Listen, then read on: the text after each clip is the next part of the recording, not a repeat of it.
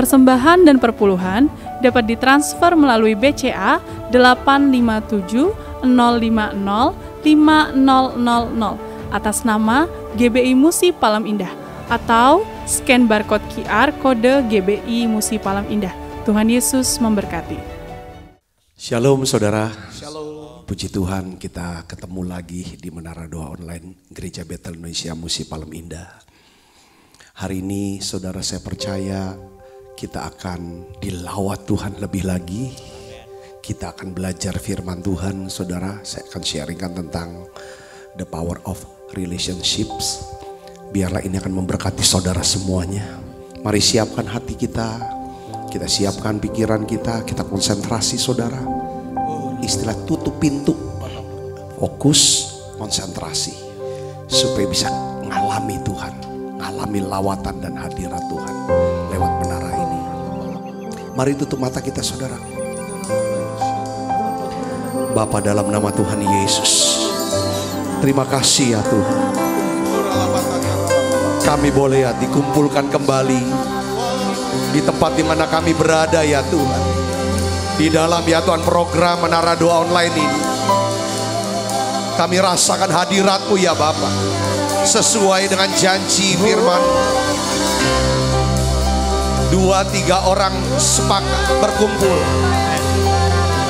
berdoa, Engkau hadir tengah-tengah kami. Engkau ada di tengah-tengah kami. Tuhan Yesus, biarlah Kau lawat setiap kami ya Tuhan. Penuhi setiap kami dengan Roh Kudus.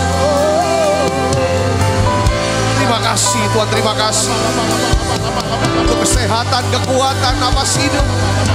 Terima kasih ya Tuhan Yesus, segala kebaikan, kesabaran, pengampunan.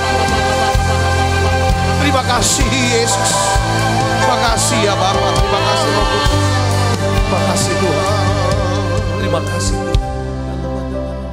Terima kasih banyak Bapa. Terima kasih Roh Kudus. Haleluya. Ku ada sebab anugerah-Mu. Ku ada karena kasih-Mu, Tuhan Yesus. Ku berterima kasih buat kasih rahmat-Mu. Sekali lagi kita bersama-sama katakan, ku ada. Ku ada sebab anugerah-Mu. Amin Tuhan.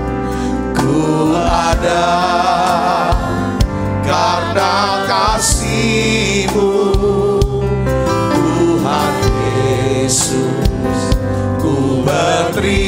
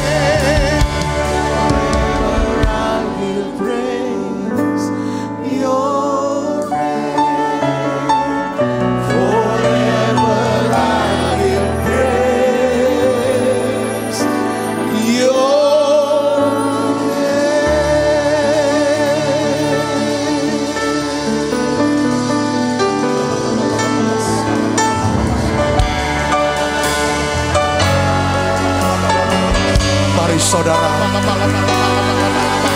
Angkat suaranya, angkat hatinya. Biarlah hati kita bersyukur pada Tuhan. Yesus. Oh ya lah makasih. Tuhan, ucapkan terima kasih. Ingat kebaikan Tuhan. Oh ya lah makasih, ya lah. Segala puji syukur bagimu, ku tinggikan namamu selalu. Kemuliaan hanya bagimu, terpujilah namamu. Segala puji syukur bagimu, ku tinggikan namamu selalu. Kemuliaan hanya bagimu, terpujilah namamu. Segala puji syukur bagimu, ku tinggikan namamu selalu. Kemuliaan hanya bagimu, terpujilah namamu.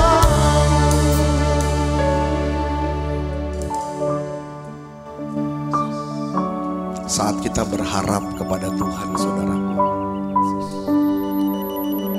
maka kita harus percaya bahwa kita akan melihat kebaikan Tuhan.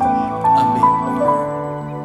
Belajar melihat kebaikan Tuhan dulu di masa lalu.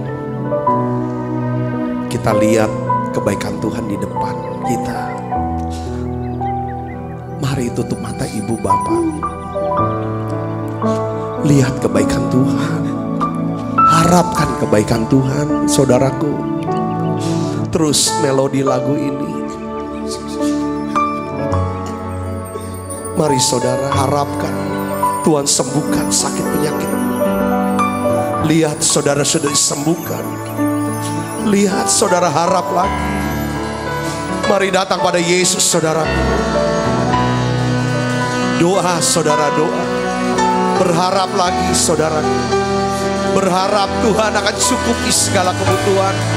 Lihat Dia Allah, sanggup buat keajaiban, sanggup buat mujizat. Mari datang pada Yesus saudara. Kalau kita berharap kepada Tuhan, kita harus percaya bahwa kita akan melihat kebaikan Tuhan. Saudara, lihat kebaikan Tuhan itu. Yesus. Mari bangkit, mari katakan terima kasih Tuhan. Terima kasih Yesus. Terima kasih. Tuhan akan pulihkan hubunganmu. Yes. Lihat kebaikan Tuhan. Lihat mujizat yang Tuhan siapkan. Lihat saudaraku, lihat sampai ke depan. Ya ke depan, yes. Oh ya lah makasih, ya lah selaraskan terus pikirannya dengan doa-doamu. Tuhan baik pada orang yang berharap. Yesus.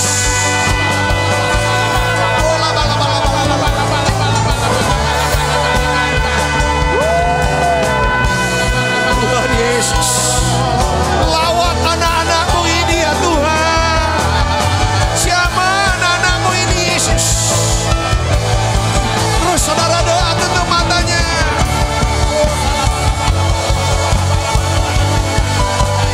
Tuhan Yesus, aku sepakat berdoa bersama anakmu ini ya Tuhan. Terus doa saudara dengan hati yang bersyukur. Oh Yesus, dalam nama Yesus. Yes, Engkau janji Tuhan, kalau hati kami melekat kepadamu, Tuhan luka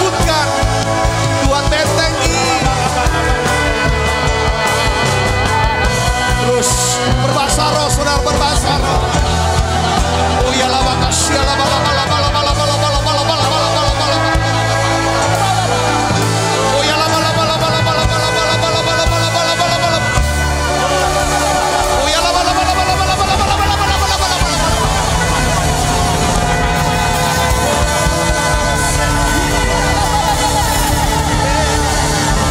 Oh ya lama kasih lama lama lama lama lama lama. Terima Roh Kudus. Terima Roh Kudus. Dalam nama Yesus. Dalam nama Yesus. Dalam nama Yesus. Oh ya lama kasih lama lama.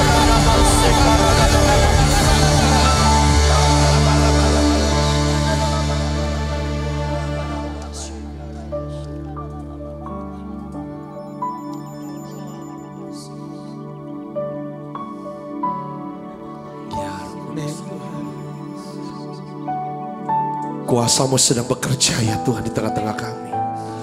Terus dari kepala turun ya Tuhan. Turun ya Tuhan. Terus ke badan kami. Kami rasakan ya Tuhan kuasa-Mu sedang bekerja. Saudara terima kesembuhan yang sakit. Dalam nama Yesus.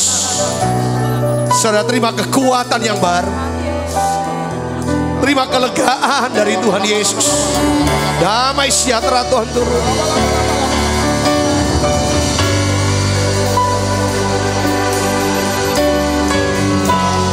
Kami lihat semua kebaikan-Mu ya Tuhan.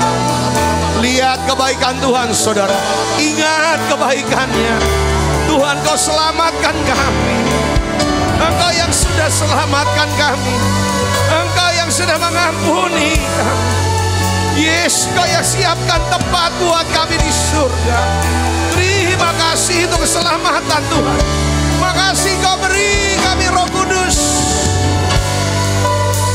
Kami lihat kebaikan-Mu yang sudah menyembuhkan sakit penyakit kami. Engkau yang membebaskan kami dari lubang kubur. Engkau memuaskan hasrat kami dengan segala kebaikan. Yesus. Terus terima kasih katakan saudaraku.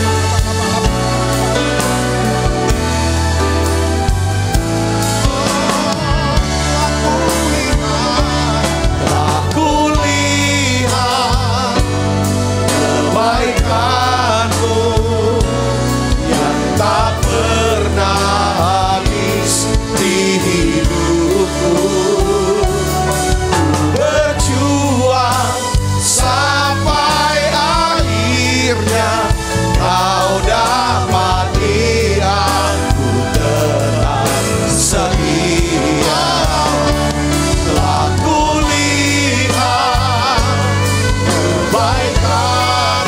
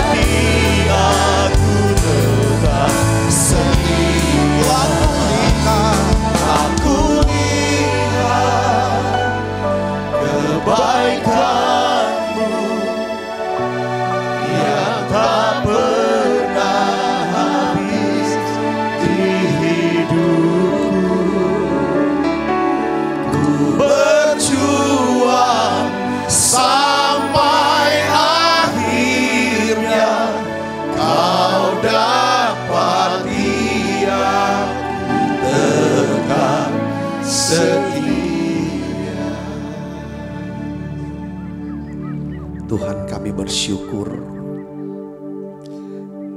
untuk hadirat-Mu yang begitu kuat di tengah-tengah kami. Terima kasih Tuhan, kami rasakan adanya satu keintiman, kedekatan dengan Tuhan.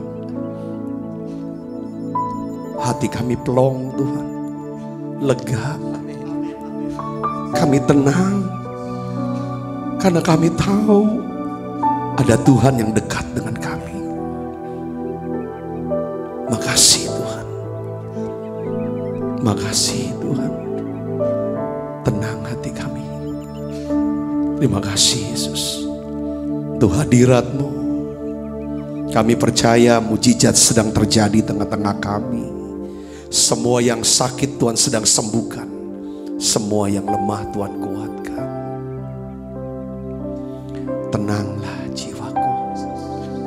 Saudara katakan bersama dengan saya, tenanglah jiwaku. Sabta, tenanglah jiwaku. Ada Tuhan. Sebut nama ibu bapak, sebut, tutup matanya. Katakan, Sabta, tenanglah jiwa. Tenanglah jiwa. Ada Tuhan. Makasih. Terima kasih Tuhan. Kita naikkan nyanyian ini yuk. Tenanglah di hatiku, Tuhan memimpin langkahku. Di setiap saat dan kerja tetap ku rasa tangannya. Tuhanlah, Tuhanlah yang membimbingku, tanganku dipegang teguh, hatiku berserah penuh, tanganku dipegang teguh. Aku berdoa untuk semua anak-anak-Mu yang sakit, khususnya anak-Mu yang sedang menderita sakit COVID-19 ini ya Tuhan. Sembuhkan mereka hari ini. Di dalam nama Yesus, kami percaya hasil swab ya Tuhan yang akan datang, hasilnya negatif dan dinyatakan sembuh. Tuhan terima kasih. Anak-anak-Mu yang sakit autoimun, Tuhan kami terus berdoa. Mujizat masih ada untuk anak-Mu ini. Di dalam nama Yesus, jadi sembuh sekarang. Saudara yang menderita asam lambung, biarlah Tuhan Engkau sendiri yang menumpangkan tangan-Mu, menyembuhkan asam lambung anak-Mu ini.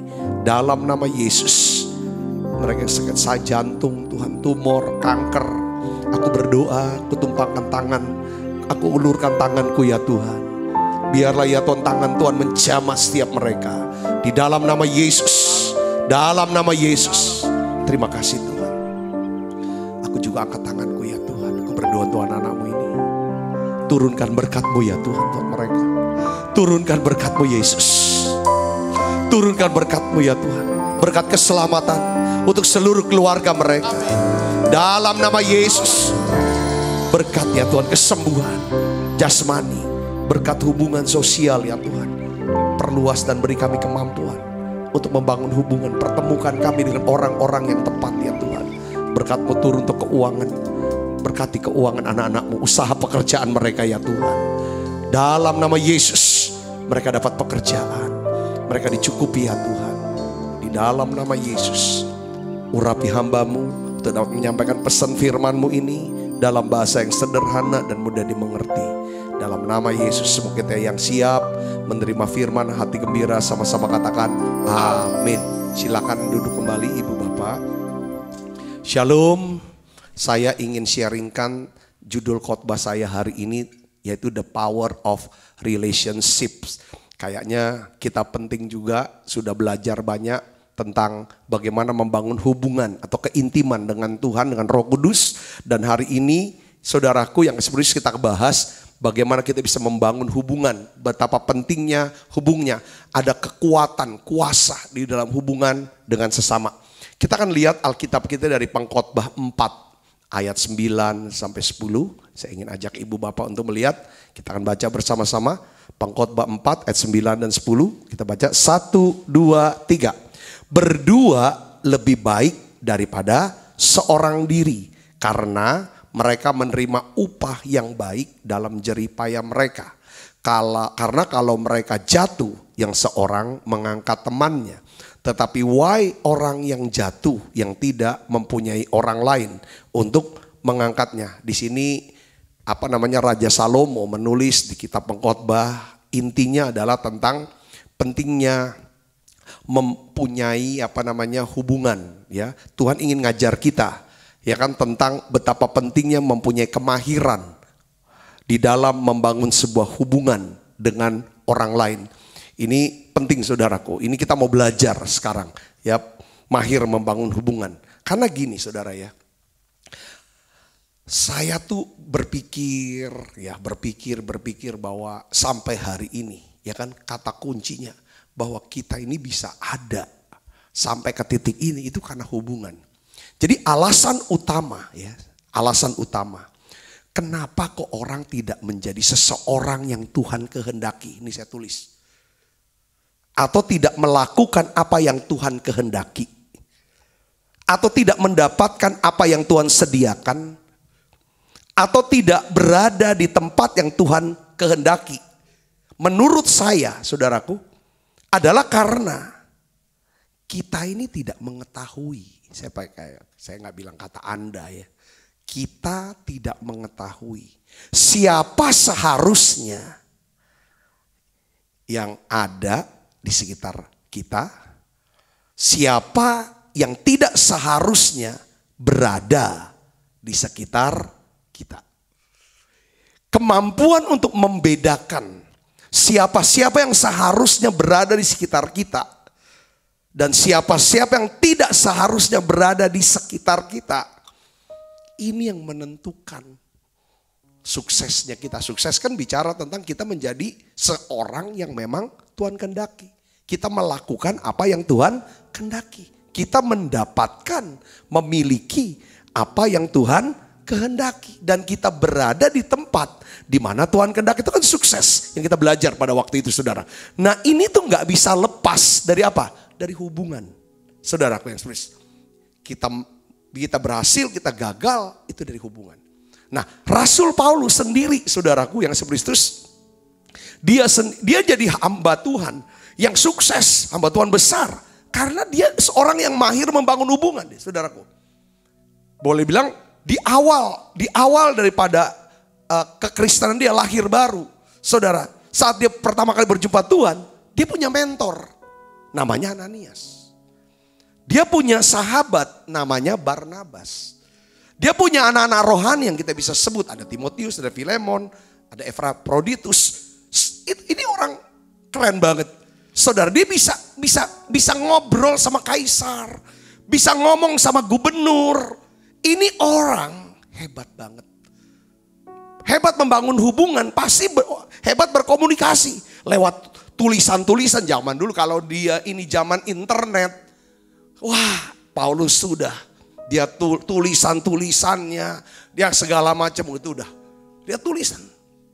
Nah, hari ini saya ingin bagikan ada 3 prinsip penting yang perlu kita ketahui mengenai the power of relationship ini. Sudah 3 hal. Ya kan saudaraku. Pertama adalah semua yang baik, semua hal baik yang diberikan Tuhan di dalam hidup kita biasanya mengalir melalui sebuah hubungan. Katakan amin. Ya, semua hal yang baik yang diberikan Tuhan di dalam hidup kita biasanya mengalir melalui sebuah hubungan. Amin saudaraku. Nah makanya Pengkhotbah 4:9 katakan apa? Berdua lebih baik daripada seorang diri. Pada saat Tuhan hendak menolong kita, biasanya Tuhan memakai seseorang. Makanya kita sudah belajar tentang apa? Golden connection. Saudaraku Kristus, ya kita belajar tentang Golden Conciliation dalam satu tema beberapa bulan yang lalu. Jadi kebaikan dan kemurahan Tuhan biasanya disalurkan melalui satu hubungan. Oleh sebab itu penting bagi kita, ya, untuk setiap hari belajar meningkatkan kemahiran di dalam membangun hubungan. Nah, namanya bangun hubungan itu harus apa, saudara? Ya perlu ngobrol, komunikasi. Komunikasi. Karena dari komunikasi, saudaraku, baru muncul yang namanya unity, kesepakatan. Dari unity baru kita bisa susun yang namanya visinya itu apa. Baru berhasil melaksanakan. Dimulai dari komunikasi. Komunikasi ya kan ada karena ada hubungan. Hubungan dulu, relationship, komunikasi, unity, baru visi. Ya kan baru di dalam Kejadian pasal 11 dikatakan, saudara, bahwa kalau ada 3 hal ini, komunikasi, unity, dan visi, Tuhan bilang tidak ada rencana yang tidak dapat dilaksanakan, pasti berhasil. Jadi kita tidak akan pernah bisa berhasil tanpa bantuan orang lain. Katakan amin. Jadi membangun hubungan adalah sebuah perintah Tuhan. Sebuah hak istimewa.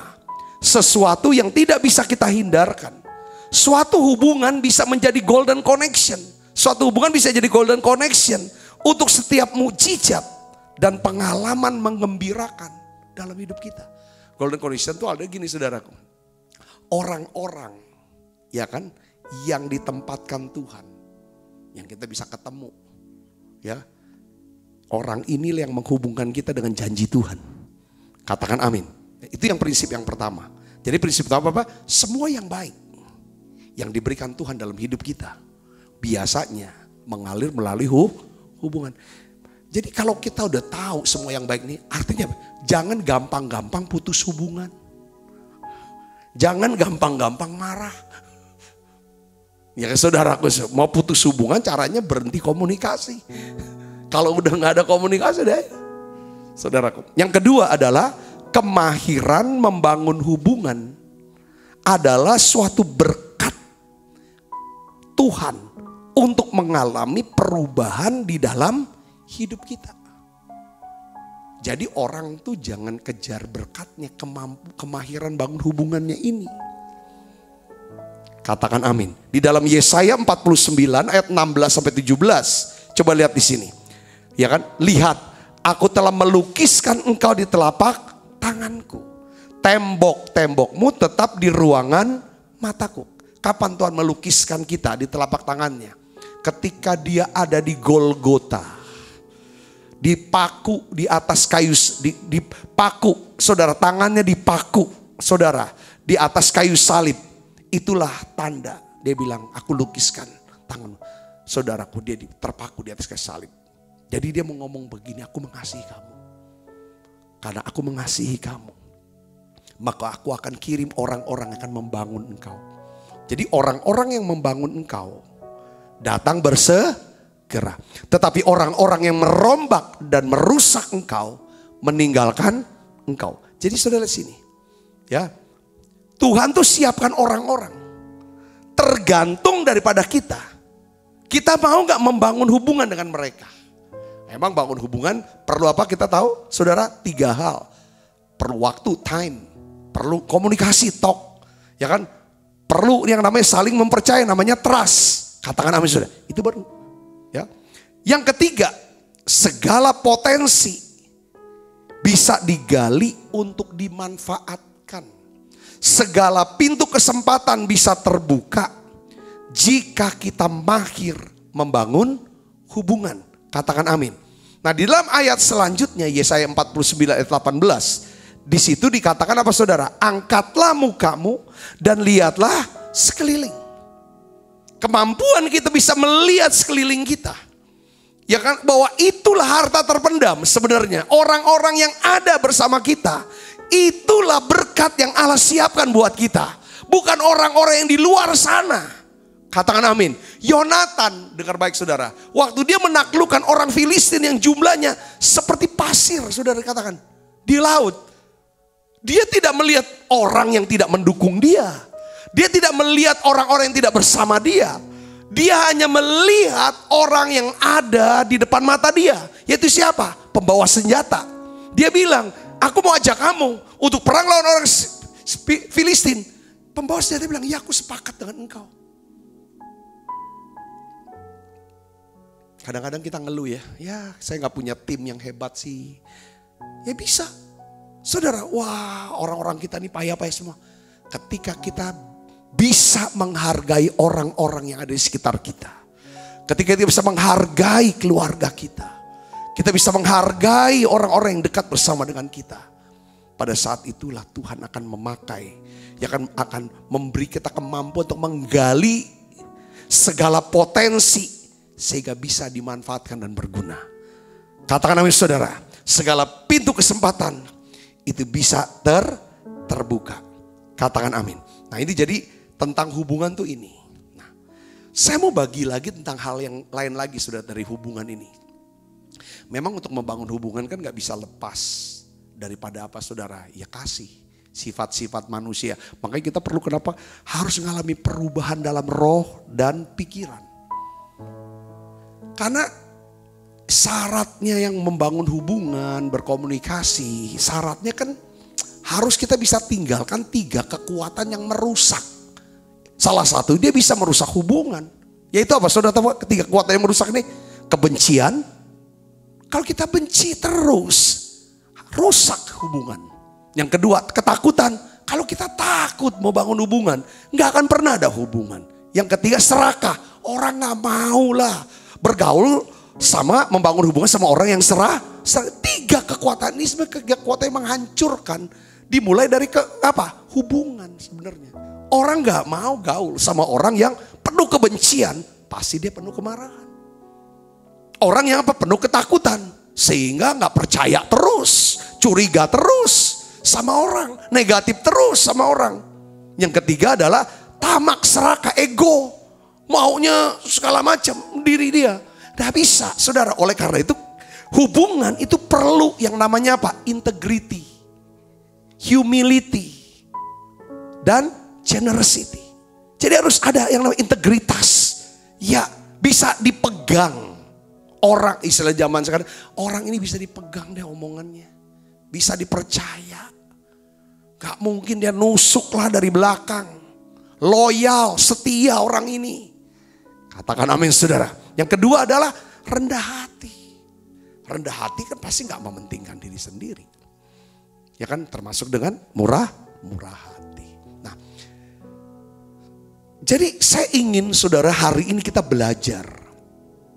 Untuk bisa mengenali supaya banyak saya lihat kenapa kok hamba Tuhan ini bisa terus menurun pelayanannya, hidupnya. Oh, saya mulai nangkap. Karena mereka dia tidak bisa membedakan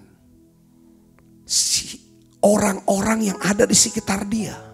Kita harus bisa mengenali orang sekitar kita. Supaya kita bisa meresponnya itu dengan benar.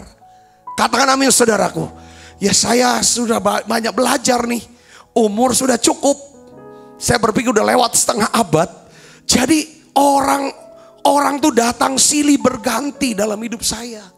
Saya mulai belajar dan saya mulai memformulasikan orang-orang ini dalam 3 jenis. 3C kalau dalam bahasa Inggris. Yang pertama adalah confidence. Confident ini siapa sih? Orang-orang yang loyal, orang-orang yang setia, orang-orang yang bisa dipercaya. Ini yang kita sebut sebagai confident. Saya tulis confident. Ini yang namanya sahabat. Ini orang pertama. Orang-orang kepercayaan kita. Saudaraku, kita harus kenali ada gak siapa orang. Biasanya orang ini gak banyak. Buat Yesus itu dia 12 murid ya sebenarnya ya awalnya. Tapi dia saring lagi jadi 3 murid. Lalu kembali lagi jadi 1 murid saudaraku. Itu Yesus. Nah, confident. Saudara harus kenali yang mana confident. Itu sahabat. Amsal 17 ayat 17 katakan, seorang sahabat menaruh kasih setiap waktu dan menjadi seorang saudara dalam kesukaran. Di masa-masa sulit, saudara, di saat saudara mengalami kesulitan, saudara bisa mengenali yang mana confident, yang mana bukan. Mana sahabat, mana orang-orang yang loyal sama saudara, orang-orang yang setia sama saudara. Nah, itu namanya confident, yaitu orang-orang kepercayaan, orang-orang yang setia dan loyal sama kita. Saat kita naik ke puncak bukit, mereka ada di sana. Ketika kita harus menuruni lembah, mereka ada di sana. Mereka selalu hadir di segala musim kehidupan kita. Waktu kita sukses, dia ada bersama kita. Dia gak iri sama kita. Waktu kita jatuh, kita harus mengalami penurunan, dia hadir di sana untuk menguatkan kita. Bukan untuk mengejek kita, lalu merendahkan kita. Enggak, itu mereka selalu hadir dalam hidup. Ini yang disebut confident. Katakan confident. Mereka tuh ada di dalam diri kita, sekitar kita. Itu karena mereka tuh mengasihi kita. Ya kan? Karena diri kita. Mereka ada bukan karena uang kita. Bukan karena mau jabatan. Supaya bisa dapat jabatan, bisa dapat pelayanan. Kalau di gereja. Supaya dapat kehormatan. Enggak. Mereka ada di sekitar kita. Adalah untuk menguatkan, menyegarkan, membangun. Bukan untuk mengejar kepentingan pribadinya. Enggak. Memang enggak banyak. Saudaraku Yesus, kita perlu menaruh perhatian lebih besar kepada para confident ini. Kita perlu meluangkan waktu kita, talenta kita, kebiasaan kita, kita harus kasih percayakan. Ya uang, bahkan uang. Untuk para confident ini saudaraku, kita harus mengasihi mereka. Kita harus menjaga mereka. Kita harus membangun mereka. Katakan amin. Kegagalan banyak orang-orang. Justru saudara, para confident ini karena dia gak ada kepentingan pribadinya. Mereka tulus sama kita. Seringkali juga mereka tuh gak menarik perhatian kita. Sehingga akhirnya kadang-kadang kita gak perhatikan mereka. Kalau kita kehilangan mereka, kita ngalami kerugian. Ini yang pertama. Ya saudara, ada semakin banyak confident itu menunjukkan bahwa kita ini juga sebenarnya confident buat mereka. Saya bisa ngerti gak sini? Katakan amin. Ya kan, karena confident, ya kan akan bergaul dengan confident. Ya kan, saudara, Yesus itu ada confident, setia, loyal. Dia bilang seorang sahabat menyerahkan nyawa buat. Aku tidak lagi sahabat-sahabatnya. Aku tidak menyebut kamu lagi hamba, tapi sahabat. Supaya aku bisa cerita banyak hal dengan kamu. Aku bisa curahkan isi hatiku padamu. Nah ini bicara tentang confident para sahabat. Di mana kita bisa curahkan isi hati kita. Dan dia tuh cocok sama kita. Dia selalu bersetuju sama kita. Seperti kayak Abraham sama Allah. Allah sama Abraham. Itu udah confident banget. Saudaraku, cocok. Diajak ngobrol cocok. Disuruh apa mau, itu confident. Katakan amin saudaraku. Memang kita harus jadi confident buat orang-orang yang memang sedang menjalankan rencana Allah bagi hidup dia. Kalau kita bisa terlibat di sana, keren. Jadi confident. Katakan amin. Juga Tuhan juga akan kirim para confident buat kita. Untuk mendukung supaya rencana Allah, janji Allah digenapi dalam hidup kita. Saudara dan saya harus kenal ini. Orang-orang ini harus dijaga, dipelihara. Perasaannya, hatinya, jagain, terjagain ini. Karena mereka tulus saudara. Mereka tulus. Yang kedua, kita harus kenali orang-orang. Yang kedua adalah konstituen. Yang kedua, konstituen. Saudara sudah familiar dengan kata konstituen. Kalau saudara anggota DPR, saudara tahu, saudara harus pelihara konstituen. Siapa konstituen? Konstituen adalah orang-orang yang memiliki kepentingan terhadap saudara. Yang memiliki kepentingan dengan kita. Saudara, mereka adalah orang yang berada bersama kita karena mereka memiliki kepentingan tertentu. Mereka akan bersama dengan kita hanya apabila kepentingan mereka, maksud mereka, tujuan mereka bisa dipenuhi. Konstituen beda dengan konfidan. Saudara, konstituen belum tentu mengasihi saudara. Mereka hadir bukan karena diri saudara, untuk saudara bukan. Mereka ada karena untuk kepentingan mereka. Saudara bisa bingung loh untuk bedakan, ya kan, antara konfidan sama konstituen. Karena para konstituen itu berbicara tuh bahasanya mirip-mirip konfidan. Saudara, bahasanya sama. Tetapi saudara harus ingat apa yang membedakan di sini. Para konstituen itu akan bersama dengan saudara. Dia akan mendukung saudara hanya apabila mereka bisa mendapatkan apa yang mereka inginkan atau kepentingan mereka. Mereka akan segera meninggalkan kita apabila mereka tidak lagi mendapatkan apa yang mereka inginkan. Apabila mereka telah mendapatkan sesuatu yang lebih baik di luar kita. Apabila ada seseorang yang bisa melakukan lebih cepat dari kita. Atau memberi lebih banyak dari yang bisa kita beri. Konstituen itu, dia akan lari. Saudara Yesus. Jadi dalam hidup ini, kita ini harus gede hati. Mentalnya harus gede. Jiwanya harus besar. Karena kita nggak mungkin, saudara, bisa memilih orang-orang yang datang. Maksud saya gini, itu bisa datang gitu. Kadang-kadang kita nggak bisa kenali ini. Tiba-tiba, kalau saudara sudah mulai belajar sekarang firman Tuhan ini, saudaraku, saya percaya, saya bisa tahu. Oh, dia datang hanya udah ada maunya aja untuk kepentingannya. Setelah selesai, dia pergi. Ya udah, kita nggak ada masalah. Karena oleh karena itu kita perlu memiliki apa? Kebesaran jiwa. Jangan menjadi kecewa, jangan menjadi sakit hati.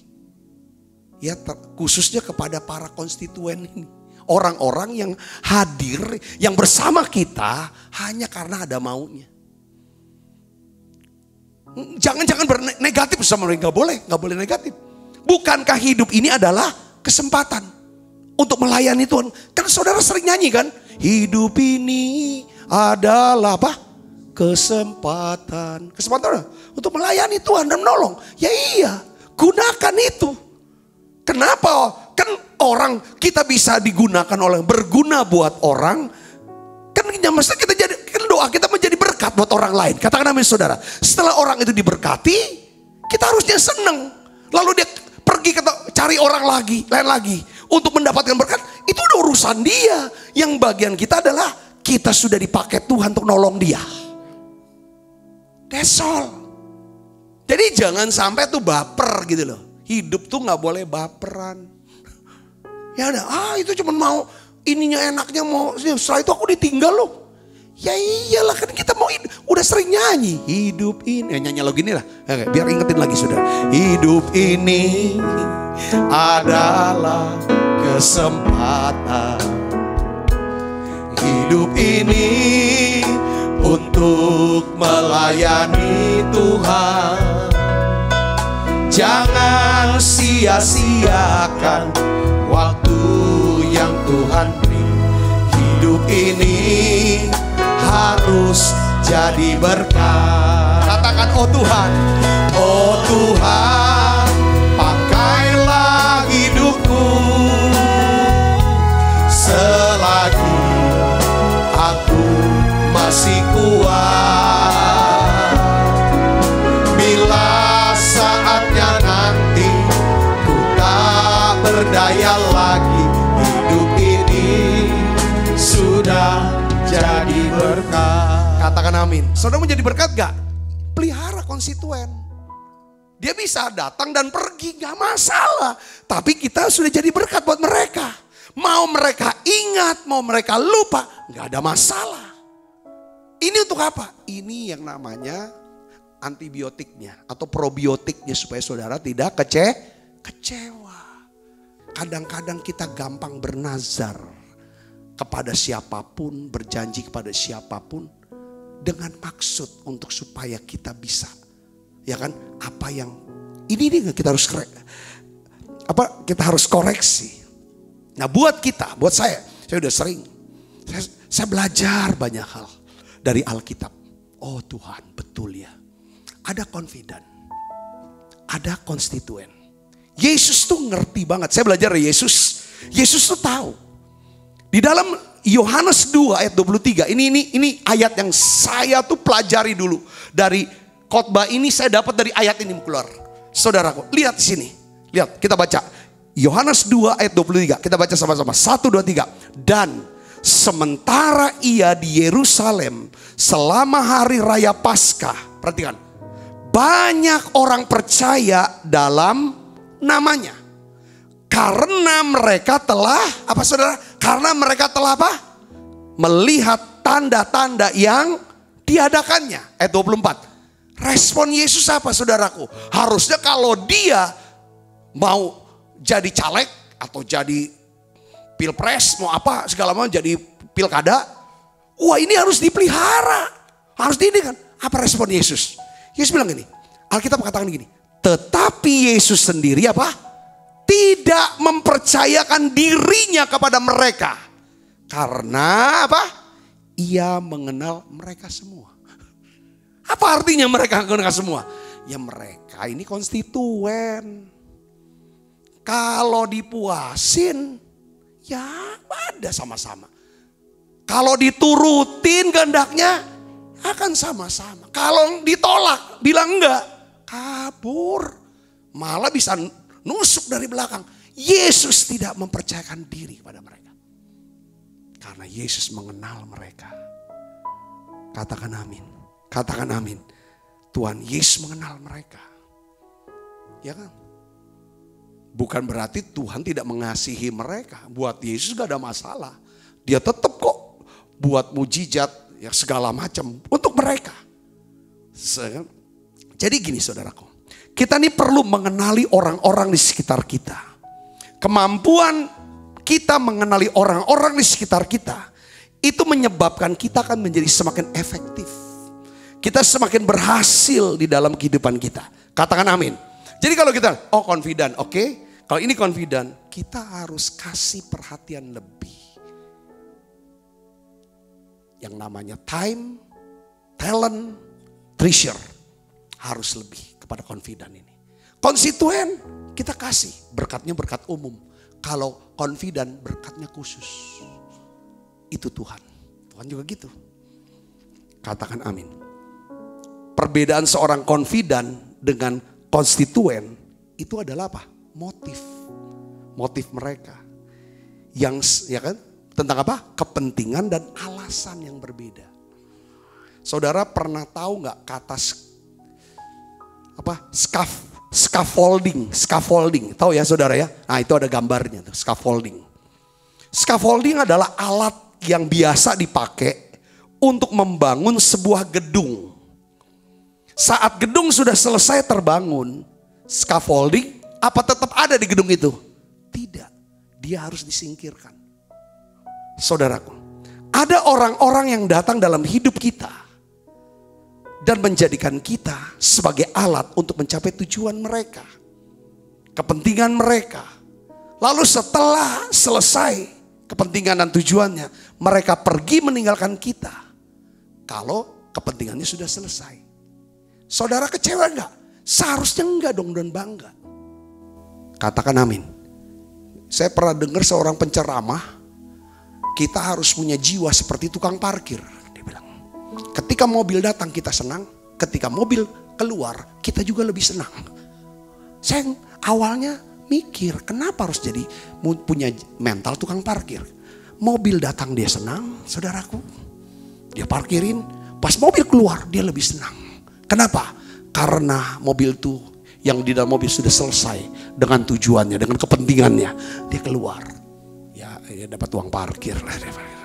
Ya mungkin kita gak dapat uang parkir, gak harapin uang parkirnya. tapi kita bisa jadi berkat buat orang lain. Katakan amin. Nah, oleh karena ini kita perlu membedakan gitu, saudaraku. Perlu membedakan. Ya kan? Yohanes 6 ayat 50, 51. Ini lihat. Yesus dia bicara. Ini Yohanes 6, Yesus dia habis memberi makan 5.000 orang. Laki-laki tidak termasuk, perempuan dan anak-anak, saudaraku. Ya. Lalu setelah mereka makan sampai kenyang, lalu Yesus berbicara, saudaraku. Salah satu pembicaraannya kata-katanya seperti ini. Kita baca sama-sama. 1, 2, 3. Inilah roti yang turun dari surga. Barang siapa makan daripadanya, ia tidak akan mati. Terus dilanjut apa? Akulah apa? Roti hidup yang turun dari surga. Jikalau seorang makan dari roti ini, ia akan hidup selama-lamanya. Dan roti yang kuberikan itu ialah dagingku yang akan kuberikan untuk hidup dunia.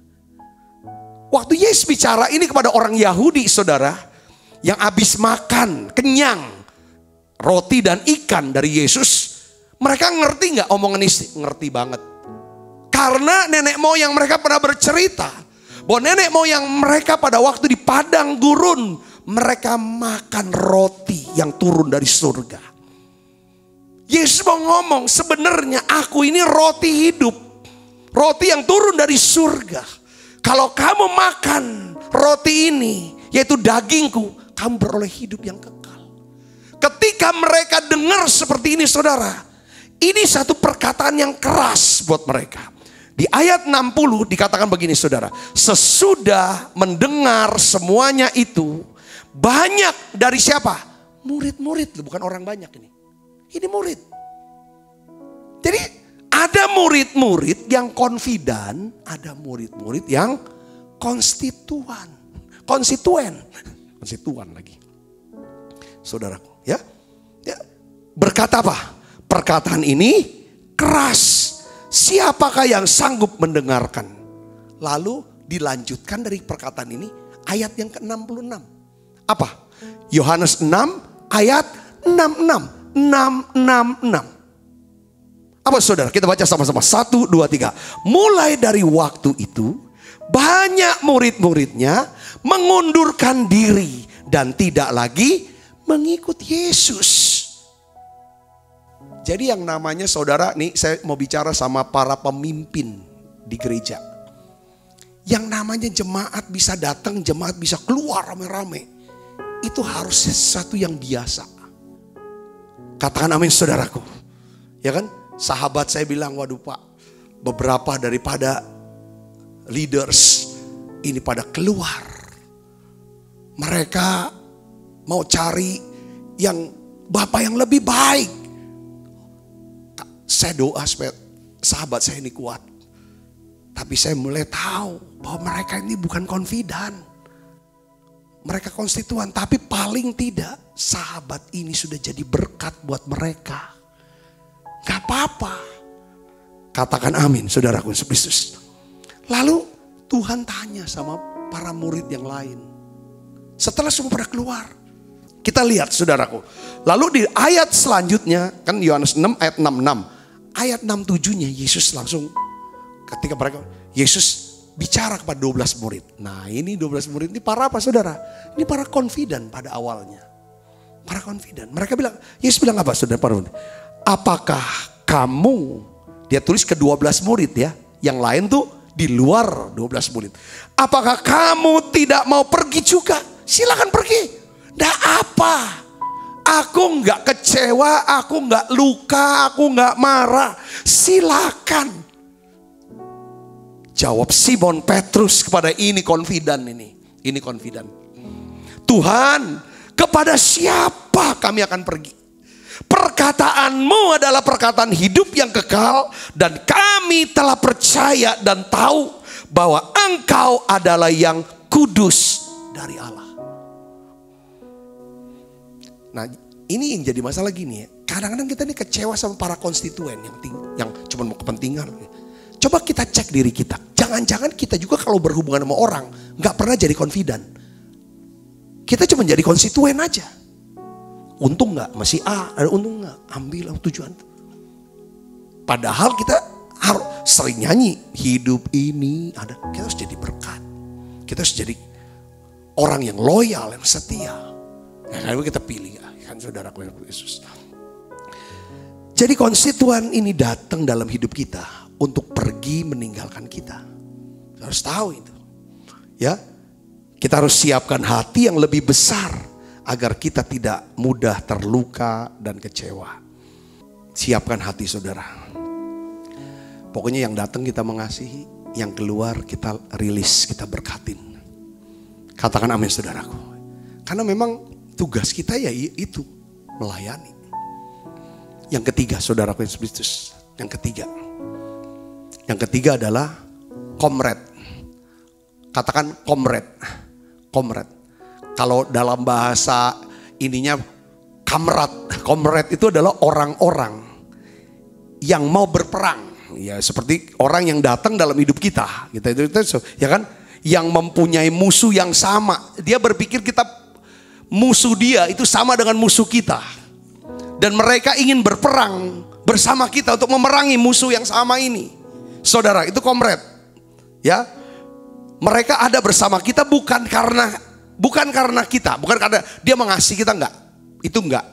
Bukan karena dia ingin uang kita juga, enggak. Dia enggak juga mau jabatan, enggak, saudara. Tapi mereka ada bersama kita untuk sama-sama perang melawan musuh yang sama. Musuh kita, musuh dia. Ya kan? Itu namanya komred. Saudara sudah tahu ya artinya. Saya kasih contoh di Alkitab. Saudara tahu siapa mereka? Kelompok mana? Farisi dan Saduki. Ini dua-dua nggak pernah cocok saudara, dua kelompok ini. Farisi percaya orang mati akan bangkit. Tapi orang Saduki nggak percaya sama orang mati akan bangkit. Tapi saudara, mereka bisa unity. Bisa cocok. Bisa sejalan. Kenapa saudara? Karena mereka punya musuh yang sama. Siapa namanya? Yesus Kristus. Udah coba gabung mereka biasanya tuh. Kalau ada Yesus di mana, bisa gabung mereka. Bisa jalan bareng. Hanya untuk apa? Ya untuk menghakimi Yesus. Saudara, ini dia. Nah, saya mau kasih tahu contoh di Alkitab. Ada seorang bernama Yudas Iskariot. Salah satu murid Yesus. Itu juga. Jadi di sekitar Yesus tuh ada tiga. Ada komrat, ada konstituen, ada siapa? Ada confident. Jadi gak semuanya confident. Yudas Iskariot ini sebenarnya pejuang dia. Jadi seorang yang istilahnya berjuang untuk mengusir penjajah Romawi. Kalau saudara baca latar belakangnya sebenarnya.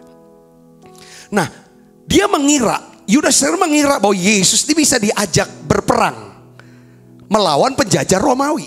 Dia kira, saudaraku, makanya dia ikut. Dia bisa bangun hubungan sampai levelnya, saudara apa? Jadi bendahara. Itu keren orang ini nih. Jadi orang paling dekat sama Yesus. Tapi dia komred. Dia bukan confident. Dia juga bukan konstituen. Dia ingin usir. Ya saudara. Tapi kenyataannya saudaraku, ya, Yesus itu tidak melakukan seperti yang diharapkan. Karena dia lihat, Yesus itu pengikutnya banyak. Bisa buat mujizat ini dan itu. Pokoknya ini cocok untuk usir. Untuk lawan. Tapi rupanya Yesus tidak melakukan hal itu. Karena yang namanya Yesus datang itu peperangannya bukan Romawi yang mau diusir. Tapi saudara, menghadirkan kerajaan Allah. Mengusir kerajaan iblis, kerajaan maut. Itu saudaraku, Yesus. Lalu akhirnya apa? Ketika Yesus tidak melakukan apa yang dia harapkan, Yesus itu yang dituja sama dia. Yesus itu yang dihajar sama dia. Dijual, dikhianati. Ini komred. Saudara, hati-hati. Kalau ada orang yang kayaknya mau berperang dengan saudara untuk merangi satu musuh, ingat loh, musuh kita tuh bukan manusia. Untuk barengan yuk benci dia, hancur ini. Itu hati-hati saudaraku. Ujungnya ini akan ngeri. Kita harus tahu, kita harus kenali sudah orang-orang sekitar kita. Karena memahir mengenali orang-orang yang mana confident, yang mana konstituen, yang mana komrad. Kita harus tahu itu. Kita harus kenali. Dan komrad juga secara yang positifnya adalah gini. Ketika saudara sedang berjuang, saudara menghadapi masalah saudara, itu tiba-tiba ada orang yang hadir, saudara juga ingin berjuang, ya kan, bersama dengan saudara menyelesaikan masalah saudara. Setelah saudara selesai masalah, orang ini biasanya hilang. Itu juga bisa disebut sebagai komrad sebenarnya, saudaraku. Karena dia bilang, aku pun punya musuh yang sama. Contohnya siapa? Orang ini pernah punya musuh namanya ketergantungan narkoba. Dan dia menang. Lalu dia seperti kayak ada satu panggilan dari Tuhan. Atau peran yang dia mau ambil dalam kerajaan Allah. Kalau ada orang yang memang mau lepas dari ikatan, ketergantungan daripada narkoba, saya mau dampingi dia. Mau berperang bersama dengan dia. Kalau dia sudah berhasil, dia akan tinggalkan. Dia akan pergi tinggalkan saudara. Dan dia berharap saudara akan juga jadi komrad untuk yang lain. Jadi hal-hal ini tidak selalu negatif, saudaraku. Kita nggak juga mengharapkan seluruh jemaat itu adalah confident semua. Nggak bisa. Pasti mereka punya kepentingan. Kalau nggak ada kepentingannya dia ibadah, nggak ada kepentingannya untuk disembuhkan, untuk dipulihkan, bagaimana dia bisa datang ke Tuhan? Bagian kita lah. Yang penting dia mau jadi apapun, mau confident kah, mau konstituen kah, atau menjadi komrad, kita harus jadi confident buat mereka. Yang ngerti katakan harus orang yang hadir dengan tulus, dengan jujur untuk mau jadi berkat buat mereka. Yang ngerti katakan amin saudara. Ini yang saya ingin bagikan. Saya percaya kalau kita bisa mahir mengenali ini, kita bisa menjadi orang yang makin bijaksana. Saudara, karena segala yang baik yang datangnya dari Tuhan selalu dialirkan lewat apa? Hubungan. Karena Tuhan juga bisa pakai confident itu untuk kita. Tuhan bisa pakai para konstituen itu untuk kita juga. Katakan amin saudaraku. Tuhan juga bisa pakai para komrad itu untuk kita. Dalam satu diskusi di meja makan, saya ada ngomong begini, mungkin ini berguna saya harus sampaikan sebelum saya tutup saudara khotbah ini. Saya bilang begini, dulu posisi kita ada di sini. Lalu Tuhan utus orang untuk datang nuntun kita, nyampe di sini, garis ini. Lalu tiba-tiba ada orang datang. Saudara, waktu kita ada di sini, dia nendang kita, dia tendang kita, buk, sampai kita mental jauh, sampai di sini. Saudara, sekarang saya mau nanya, yang kita pikir orang baik itu siapa? Adalah orang yang nuntun kita ke sini kan? Siapa orang jahat? Kita berpikir orang yang tendang kita, tapi dia tendang kita, tapi kita sampai di sini sekarang. Saya berpikir sekarang adalah bahwa yang nuntun dan yang nendang dua-dua orang baik. Yang ngerti katakan namanya saudaraku. Karena tendangan dia buat kita babak belur, luka-luka, tapi ujungnya sampai di sini. Kalau nggak ditendang, nggak nyampe di sini. Itulah hubungan. Kan kita bisa ditendang karena ada hubungan sama dia. Kita dituntun karena ada hubungan sama dia. Tapi kehendak Tuhan buat kita harus ada di sini. Kita punya peran di sini. Kita memiliki apa di sini. Katakan amin. Ini harus kita belajar hari ini tentang hubungan. Kenapa? Makanya Tuhan bilang jaga hatimu dengan segala kewaspadaan. Karena dari hubungan itu ada komunikasi. Komunikasi itu kata-kata mempengaruhi apa? Perasaan. Jaga ini sini.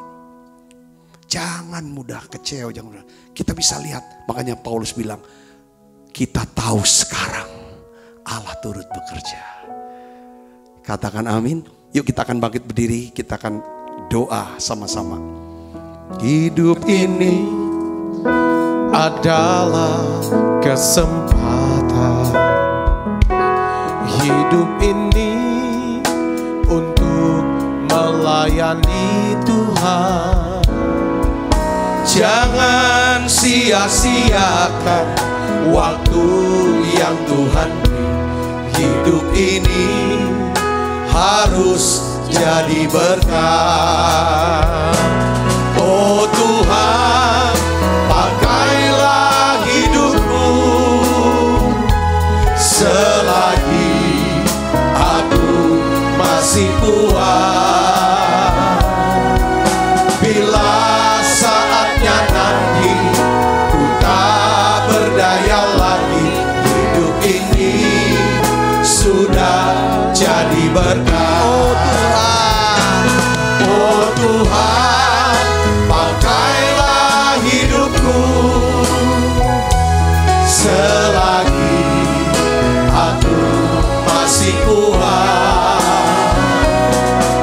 Bila saatnya nanti ku tak berdaya lagi, hidup ini sudah jadi berkah.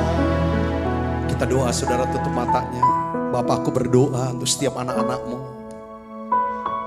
Beri kami karunia membedakan roh. Beri kami bisa kemampuan untuk bisa mengenali, ya Tuhan, yang mana confident, orang-orang yang setia dan loyal, yang mengasihi kami. Akan menjadi tim khusus kami. Orang-orang, ya Tuhan, yang dapat dipercaya. Beri kami kemampuan untuk kami bisa menaruh perhatian lebih lagi, ya Tuhan, untuk mereka, ya Tuhan. Kami berdoa dalam nama Yesus, beri kami kemampuan untuk bisa mengenali para konstituen. Orang-orang yang hanya datang untuk mendapatkan sesuatu dari kami, untuk menerima sesuatu dari kami, untuk minta dilayani oleh kami. Lalu setelah itu mereka akan pergi meninggalkan.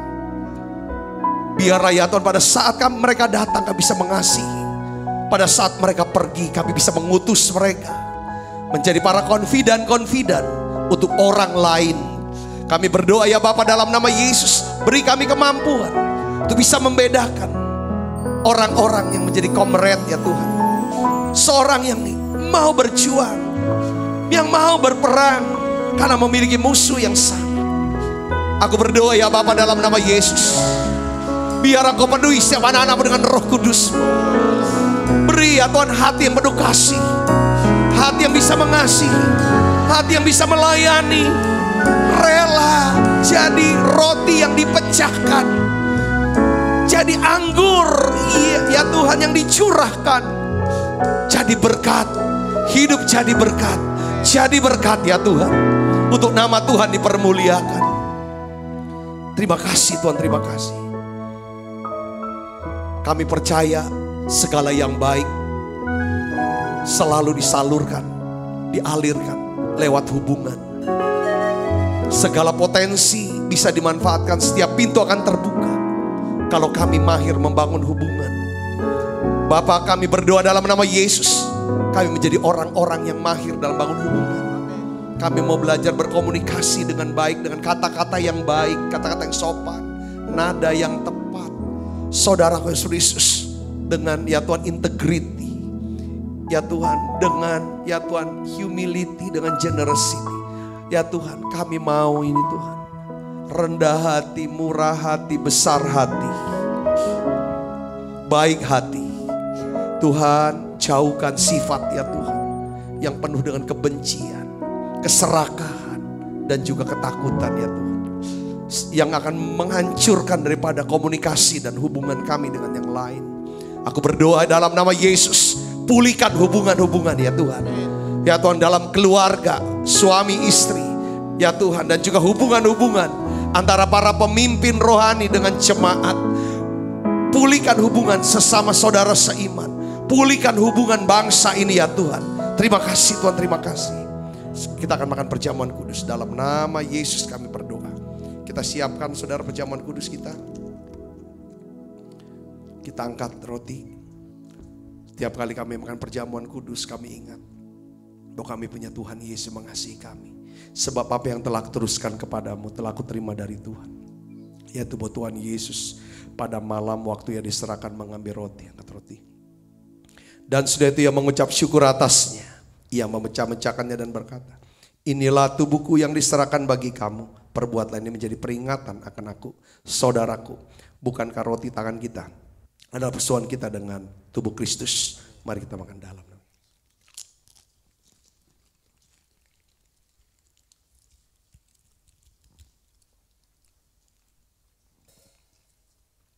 angkat cawan. Demikian juga yang mengambil cawan sudah makan lalu berkata, cawan ini ada perjanjian baru nih dibentarkan oleh darahku. Perbuatlah ini setiap kali kamu meminumnya menjadi peringatan akan aku. Saudaraku, bukankah cawan perjanjian ini yang atasnya kita ucapkan syukur adalah persoalan kita dengan darah Kristus. Mari kita minum dalam. Terima kasih Tuhan. Terima kasih Yesus. Oh haleluya. Terpujilah Tuhan, mari naikkan menyanyi bersama-sama, katakan terima kasih. Oh terima kasih Yesusku, buat anugerah yang kau beri. Sebab hari ini Tuhan adakan syukur bagimu. Mari kita lewatkan kita saudaraku. Terima kasih Yesusku, buat anugerah yang kau beri. Sebab hari ini Tuhan adakan syukur bagimu.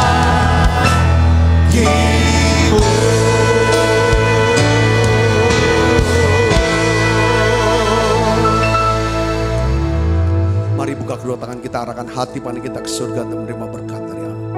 Kekasih Kristus, terimalah berkat yang berlimpah-limpah daripada Allah Bapa di dalam anaknya yang tunggal Tuhan kita Yesus Kristus. Persekutuan yang manis daripada Roh Kudus menyertai saudara semua mulai daripada saat ini sampai Yesus datang menjemput kita di dewan permai dan sampai selama-lamanya. Semua kita percaya diberkati, sama-sama katakan amin. Amin.